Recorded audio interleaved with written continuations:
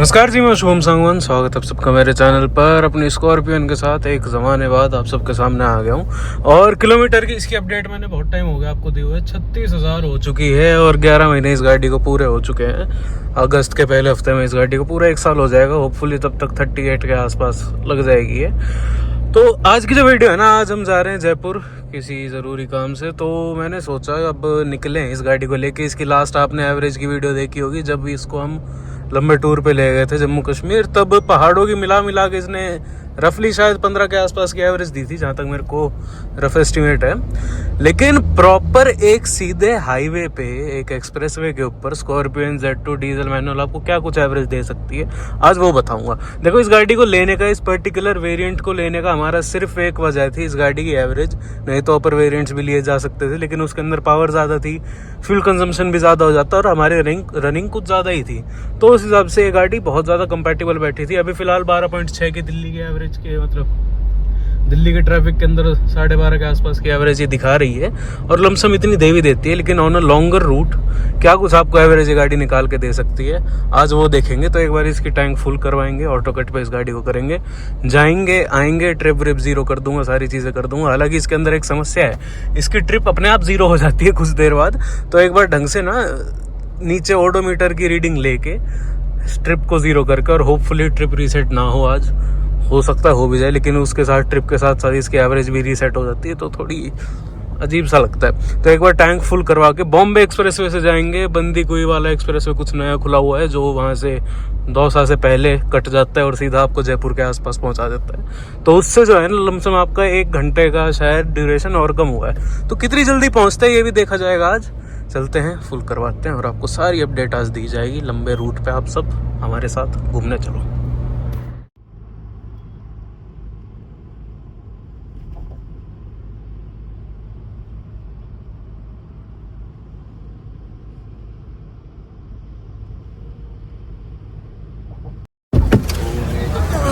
तो यह सोना रोड वाला जो टोल है वो पार कर लिया है। डीजल फुल कर दो भैया, डीजल फुल ऑटो कट तक, ठीक है। और यहाँ से लगभग मेरे ख्याल में 250 किलोमीटर के आसपास पड़ता है मेन जयपुर सिटी। अब हमारी लोकेशन क्या है वो देखते हैं, अभी आएगी लोकेशन हमारे पास। और ये फिलहाल अपडेट ले लो स्कॉर्पियो अपनी। देखो, बहुत ज़्यादा काम कुछ इसमें अभी तक हमने करवाया नहीं है, एज इट इज़ है, जैसे तुम्हें पहले देखी होगी तुमने।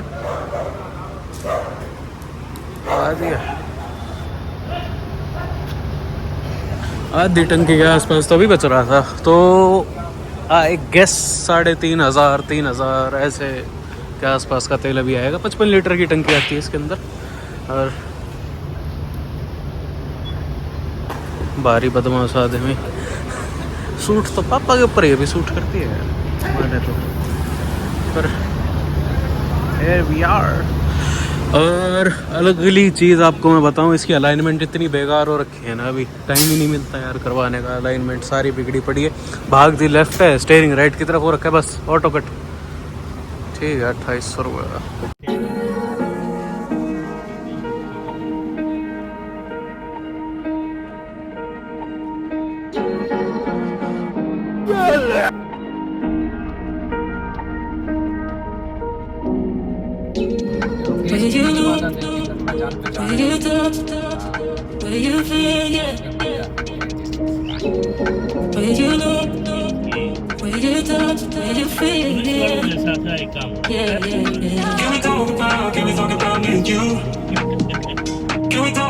Can we talk about the truth? I wanna know, I wanna know. Can we talk about me and you? Can we talk about me and you? Can we talk about the truth? I wanna know, I wanna know. Can we talk about me and you?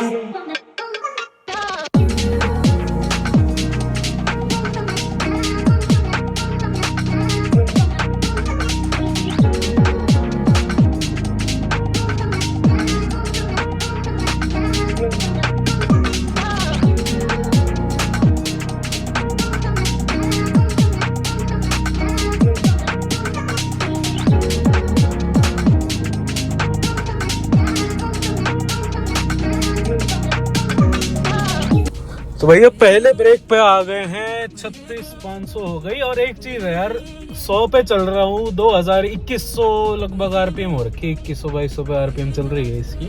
और 17.1, 17.2, 17.3 इतनी ही average में अभी गाड़ी चल रही है आराम से।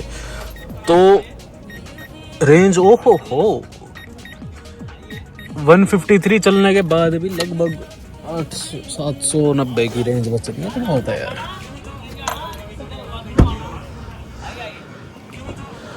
यहाँ रुके हैं ठीक है। और यहाँ से तुम्हें बताऊं तो अगले 51 किलोमीटर पे जो है वो बंदी कोई वाला रास्ता ऐसे साइड हो जाता है, कट जाता है, तो ठीक है। आगे तुम्हें स्कॉर्पियो की अपनी की हालत भी दिखाई है, मैंने जानबूझ के गाड़ी थोड़ी गायब कर रखी थी। ये बोनट फिलहाल ऐसा गुचड़ मुचोड़ हो रखा है। देखो रनिंग जिस गाड़ी की ज़्यादा होती है, एंड बैंड जगह पे चलती है, तो यही हालत होती है। कुछ खा लेते हैं, चलो।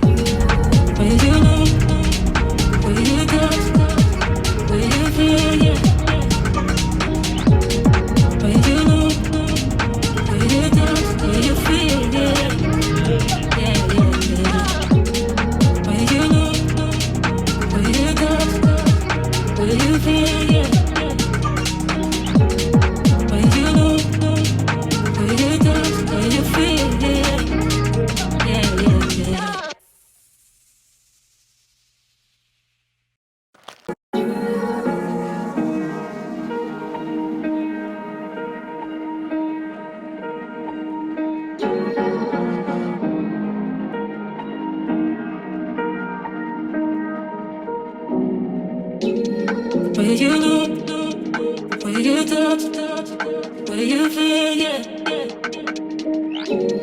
Where you look, where you touch, where you feel, yeah. Yeah, yeah, yeah. Can we talk about me and you? Can we talk about the truth? I wanna know, I wanna know. Can we talk about me and you? Can we talk about me and you? Can we talk about the truth? I wanna know, I wanna know. Can we talk about me and you?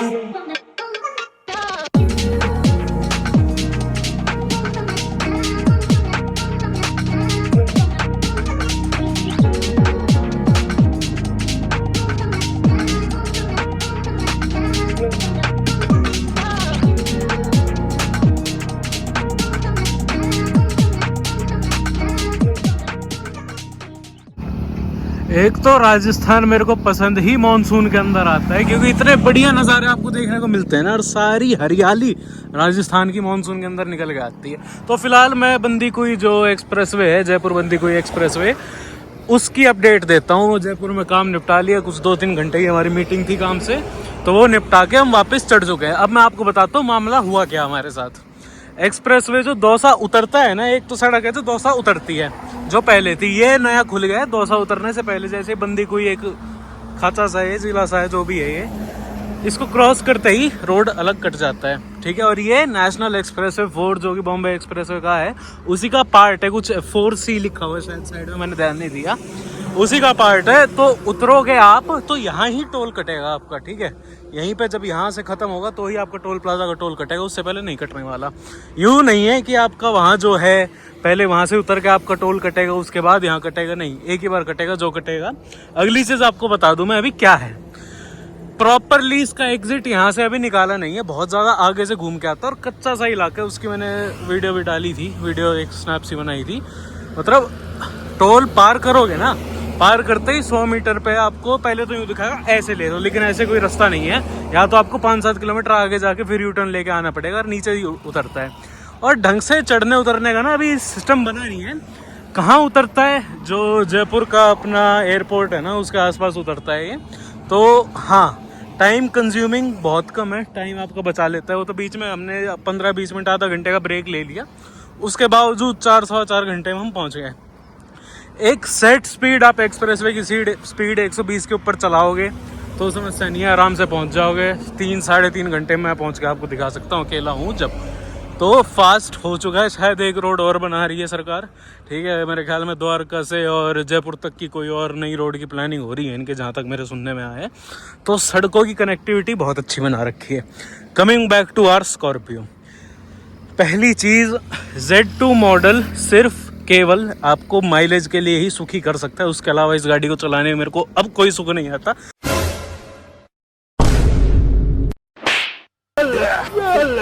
40,000 चल गई है, क्योंकि पहले मैं बहुत positive था कि 16.5 लाख रुपए में इतनी भारी भरकम गाड़ी सारी चीज़ों के साथ मिल रही है रफ टफ। लेकिन जब थार रॉक्स का इनने बेस मॉडल निकाला ना, उसके बाद इससे मेरी आशाएं टूट गई।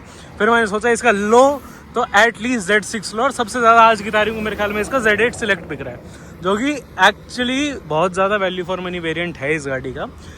माइलेज अभी जो है 16.6 की आसपास दिखा रही है। शहर में थोड़ा बहुत घूम लिए थे, बहुत ज़्यादा ट्रैफिक के अंदर कहीं नहीं फंसे। रेड लाइट बहुत ज़्यादा है जयपुर के अंदर, मैंने देखा है। मतलब दोपहरी में दिन दहाड़े जयपुर मैंने आज देखा अंदर उसके ढंग से, ठीक है। नहीं तो बहुत टाइम हो गया होगा ऐसे जयपुर को देखे।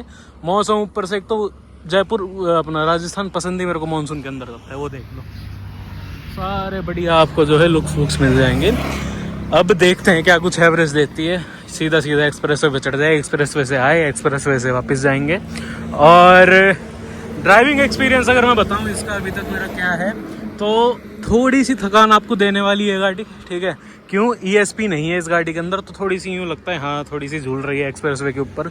100 पे भी चला रहा हूँ तो इंजन थोड़ी जल्दी सी हाफ जाता है, क्योंकि पावर कम है। पावर ज़्यादा हो या BHP ज़्यादा हो, घोड़े ज़्यादा इसके अंदर 40-50 घोड़े और ज़्यादा हो, जो कि अपर वेरिएंट के अंदर आता है, तो ना इंजन थोड़ा सा काम डाउन हो जाता है। अब 100 पर भी ना, 100 की स्पीड एग्जैक्टली मैं चलूँ इसके ऊपर तो 2100-2200 RPM के आसपास ये गाड़ी चलती है, तो हल्की सी हाफने वाली सिस्टम आ जाती है। उसके बावजूद 17.2 के ऊपर अटकी हुई थी ये। तो अगर इसको बिल्कुल ही 80-90 चलाएं तो शायद और अच्छी एवरेज दे, लेकिन ये सड़क नहीं है 80-90 चलाने की। यहाँ पर 100 चलाने पे भी यूँ लगता है बहुत ज़्यादा धीरे चल रहे हैं, क्योंकि सब आगे निकलते रहते हैं। या तो कोई ऐसी गाड़ी हो जो 120 पे भी बड़ी एवरेज देती हो, हाइब्रिड टाइप की, but never mind, it is what it is. चलते हैं, गुड़गांव पहुँचते हैं आराम से। लगभग 5-5:15 बज गए हैं। कोशिश है 8:30 बजे तक पहुंचने की, पहुंच भी जाएंगे अब, क्योंकि अब कोई ब्रेक नहीं लेना है। खाना वाना हमने खा लिया, एक बार 10-15 मिनट का वॉशरूम ब्रेक ले लेंगे एक्सप्रेस पे चढ़ने के बाद। उसके बाद खैच। हाँ, एक चीज़ है, जब गुड़गांव से चढ़ जाओगे ना, उसके बाद उतरने में टाइम नहीं लगता। थोड़ी सी यूँ लगता है कि हाँ 1-1.5 घंटा हुआ है उतर गए इतने में, और एक्चुअल में मुश्किल से मेरे ख्याल में 2-2.5 घंटे का शायद से आपका एक्सप्रेस वे का सफ़र है। तो जितनी तेज़ चलाओगे, जैसे चलाओगे इस हिसाब से पहुंचोगे। 100 मैक्स चला रहा हूँ, 100 से ऊपर ये गाड़ी भी कॉन्फिडेंस थोड़ा कम कर देती है अब मेरा, कैमरी चलाने के बाद। क्योंकि मेरे याद है मैं मार्च में एक्सप्रेस वे से अजमेर गया था, दौसा ही उतरे थे, लेकिन वो गाड़ी ना 120 से ऊपर ही ऊपर चल रही थी। ऐसे चलती है दाल मखनी है एकदम। तो वही बात है, ESP की समस्या है। स्कॉर्पियन लो, Z6 लो, सबसे बढ़िया है इसका Z8 सिलेक्ट ले लो। उसके अलावा ये गाड़ी है नहीं और कोई मॉडल लेने की। पेट्रोल लो अलग बात है, एवरेज चाहिए हो, ये हाईवे के लिए नहीं है बस ये गाड़ी।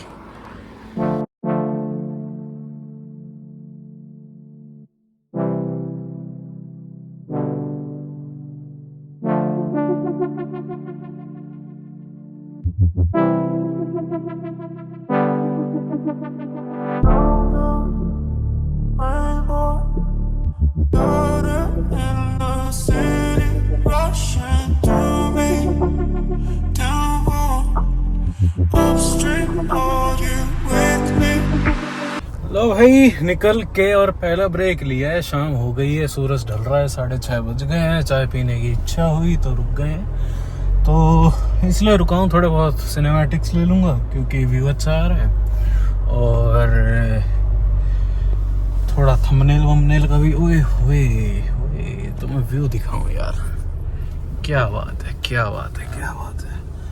मानना पड़ेगा भैया, मानना पड़ेगा। तो अभी तक ये है 16.4 को 16.7 तक मैं लेके आ चुका हूँ, ठीक है, बहुत भयंकर मेहनत के बाद। और ठीक है यार, अभी कितनी कुछ चल चुकी है और कितनी रेंज बच रही है ये भी आपको मैं बता देता हूँ। अपना 400 किलोमीटर हम चल चुके हैं, ठीक है। रेंज की अगर बात करी जाए तो 522 की अभी रेंज है, तो लगभग आपको जो है ऐसे ही चलता रहा तो 900 किलोमीटर एक टंकी में निकल सकती है। और अगर ये सारा कर आगे कितने कुछ रुपए में मेरे को तो लग रहा है वापस जब तेल डलवाएंगे 3,000-3,200 इतने कुछ का तेल आएगा। अभी बचा लेते हैं यार, इसको बचा लेते हैं आराम से, ठीक है। इतने कुछ का तेल आना चाहिए जहाँ तक मेरा आइडिया है, जहाँ तक मैं सोच रहा हूँ। और इतना भी आ गया तो मतलब गाड़ी की एवरेज या बहुत बढ़िया है। सिनेमैटिक्स ले लेते हैं भैया, है ना। ये देखो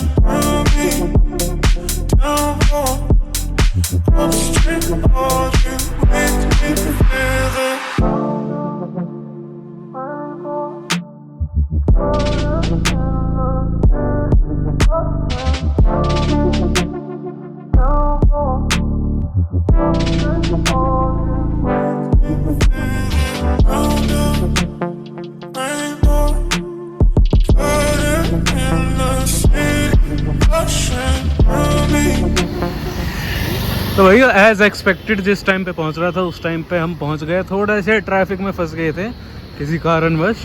और अभी जो है यहाँ से यू टर्न करके एक पंप है, पेट्रोल पंप है। हालांकि कंपनी भी दूसरी है, सब कुछ ही दूसरा है, लेकिन फिर भी डलवा लेते, पूरा कर लेते, क्योंकि 17.4 से 17.2 पे तो आ गई और ज़्यादा रिस्क लूँगा नहीं मैं, क्योंकि एक्यूरेसी चेक करूँगा क्या कुछ देरी है। बाकी एक चीज़ है इस गाड़ी की, बहुत ज़्यादा जोर दोगे ना कि एवरेज निकालनी है, तब तो इसकी नीचे गिरने लगती है। थोड़ी सी अपने हिसाब से चलानी शुरू कर दो ना तो सही उसमें आ जाती है कि हाँ अब मैं बढ़ूंगी धीरे धीरे करके। तो डलवा लेते हैं आगे से घुमा के। करा रही है जो मेन रोड पे लोगों का ज्यादा हो गया है। थोड़ा चुन्नू सा पंप है पर 16.5 तो इसका मतलब बेटा 20-22 की तो अपने ठीक है। जो है ऑटो कट तक करवाते हैं मामले को अपनी जगह। ऑटो कट तक कर दो डीजल।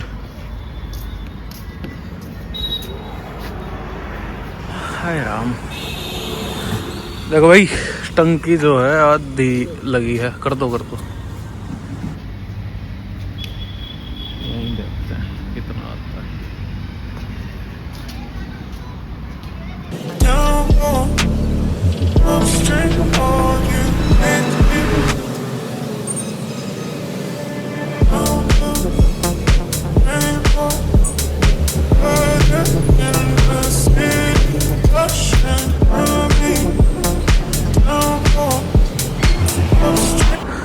अप्रोक्सीमेटली 600 किलोमीटर गाड़ी चली होगी जहां तक मेरे को लग रहा है। एक सेकेंड, 555 चल गई भाई। 555 ऑटो कट लगता है।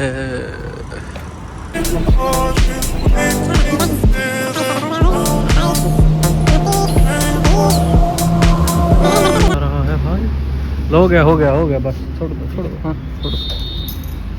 36-34 इसकी फोटो ले लेते हैं। गाड़ी की मशीन दे दो भैया। तो ये 36.34 को हम करेंगे 555 से डिवाइड। पहले स्टार्ट करके दरवाजा किसका खुला भैया? अब खुला, उधर वाला खुला। इसको चलो 556 कर देते हैं, डिवाइड बाय 36 पॉइंट, नहीं सॉरी,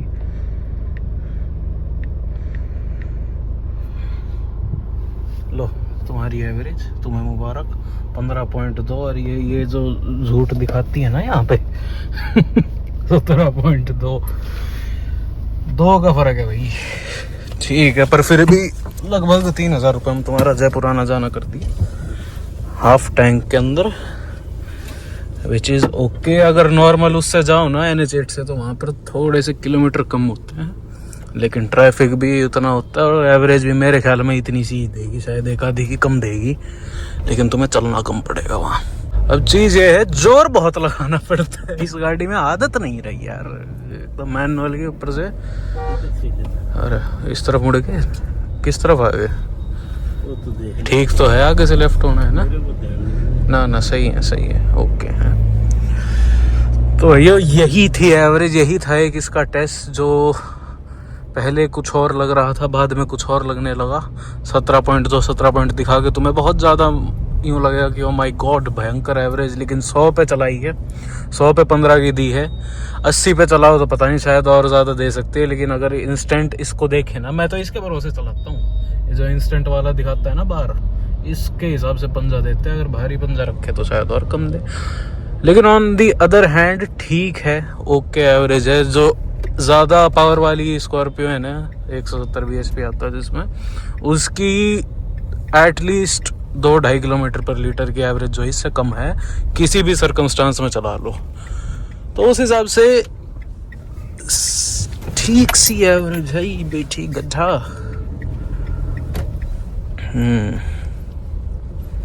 15.2, 17.2, 2 किलोमीटर पर लीटर का फर्क है।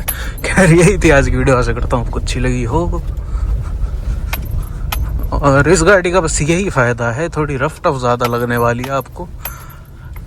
लोअर वेरिएंट का फ़ायदा ये है, जो अपर वेरिएंट वाले भाई है वो मैंने कई देखे थोड़े परेशान होते हुए सस्पेंशन के चक्कर में। इसमें अभी तक 40,000 किलोमीटर में कोई समस्या है, सच्चाई नहीं है, लेकिन ऑन लॉन्गर रूट हाईवे के लिए गाड़ी बिल्कुल भी कंपैटिबल मेरे को नहीं लगी है। मैंने देख लिया 100 के बाद सारी जो है गाड़ी यूं लगने लगता है कि हाँ और ज़्यादा कॉन्फिडेंस नहीं है, थोड़ी हवा में ऐसे लहराना शुरू कर देती है। ESP की कमी ये है। अपर वेरिएंट्स के अंदर हाँ थोड़ी हाईवे के लिए बेटर हो जाएगी। प्योर हाईवे के लिए अगर आपको गाड़ी चाहिए तो फिर 700 के ऊपर जाना। तो तीनों गाड़ियों के अंदर ना ये कन्फ्यूजन रहती है कौन सी ली जाए, कैसे ली जाए, तो उनकी एक डेडिकेटेड वीडियो निकाल के लाऊंगा जिसके अंदर आपको ढंग से समझाऊंगा तीनों गाड़ियाँ किन किन सर्कमस्टांस के अंदर ठीक है और किस किस रेट के अंदर कौन सा वेरिएंट ठीक है। तो उसके लिए चैनल पर ना सब्सक्राइब करे बिना मत जाना। मिलते हैं अगली वीडियो में, तब तक के लिए धन्यवाद।